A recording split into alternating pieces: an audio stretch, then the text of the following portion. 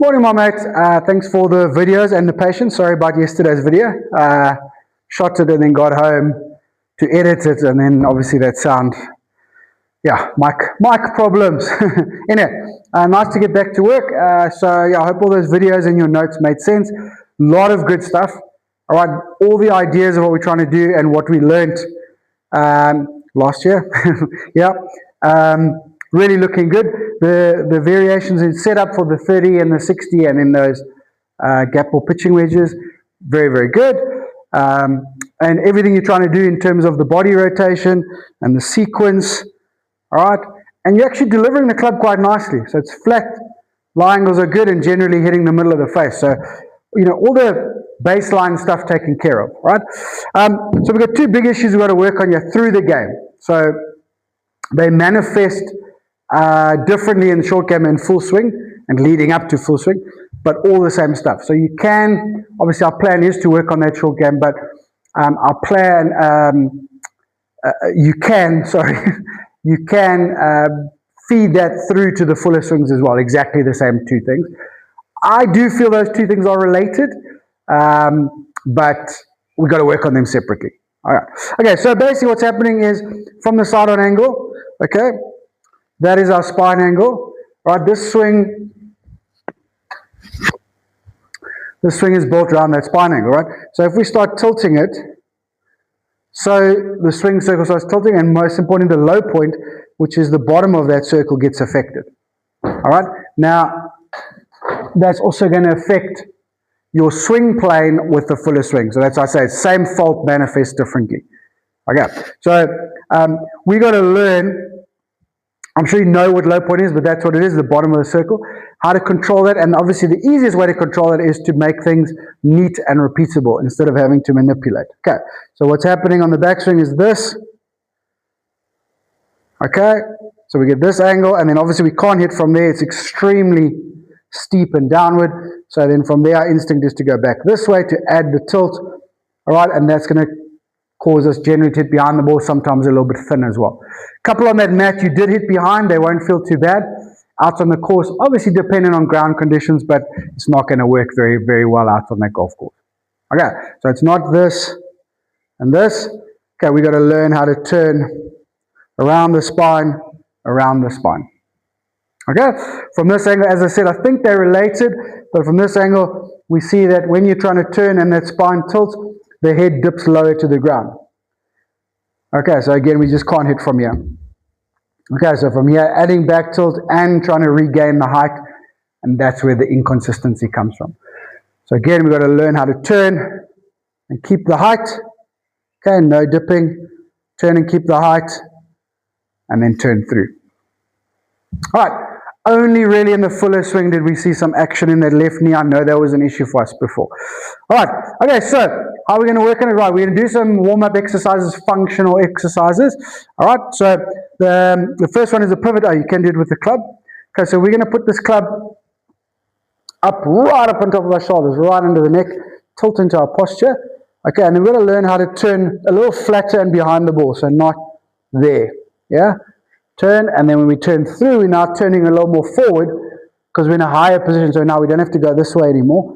So turn a little taller, a little flatter, and then turn through, and that applies 30 yards, 60 yards, gap wedges, 7-irons, drivers, all the same thing. Okay, so we don't turn like this, like that. Okay, we turn a little more level behind the ball, and then forward and through the ball. So those are your pivots. All right. Helicopters, one of my favorites, very versatile one. Okay, into your golf posture, arms outstretched. Okay, and once again, don't move your arms. Your arms are just the blades of the helicopter. They're there to show you where your body tilt is. All right, so turn,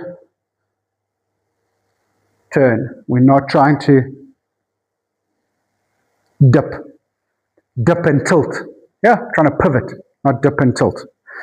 Okay, and then step drill ghost swings. Now, that is really to feel what it feels like to be a little taller and behind the ball, because the ball would be over there.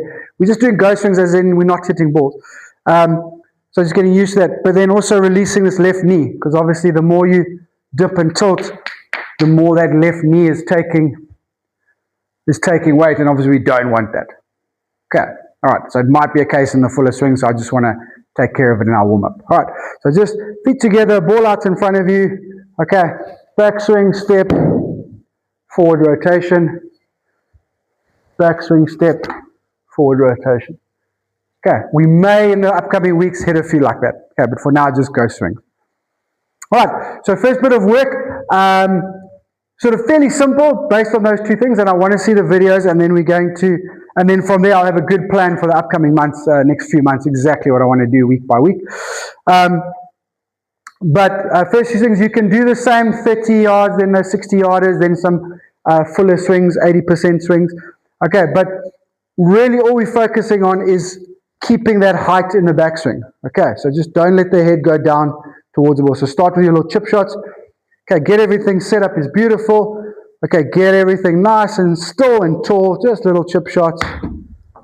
Okay, then into your 30 yarders, more pitch shots. Again, just get the setup correct and then keep that head in the spot. No dipping down. And then obviously your longer swings. Okay, no dipping. Get the setup right. Feel that chin. Okay, keep everything there. Keep your height. And off you go. Okay, don't rush them like that. I'm obviously just trying to show you, yeah? Okay, really focus every swing on trying to keep that head. Don't let that head go down towards the golf ball. Okay? And then the second drill. Okay, I've gone with this release point drill. The reason is I need to see something, all right? So when I look at your swing plane coming down, everything looks good. Shoulder planes, arm dip, we know there's this dip, that's fine. All right. But it's not like this, right? It all looks good. But then obviously being here and having to lean back, we're stalling and releasing the club a bit early, right? Now I feel like, and I want to make sure, but I feel like that's what's causing the club to get slightly above the plane. All right, so what I want to do is hold on to this right wrist angle for longer. You see how that affects the swing plane? And see where the plane is from there, just to be 100% sure. But I feel like if either not exactly on plane, pretty close, but it's just more the early release and the back out that's making the club get above the plane and go a little out to in. Okay, now with your strong face position, which I've always loved, okay, you are going to hit the ball left.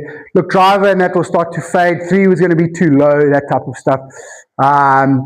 But I just want to see it. I want to see this release better, and then I'll have a better plan, as I say, for the next upcoming months. Okay, so what is the correct release point?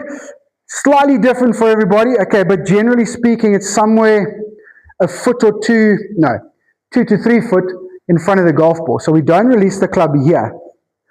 Okay, we actually release the club somewhere there. That's where we release it. Okay, somewhere there.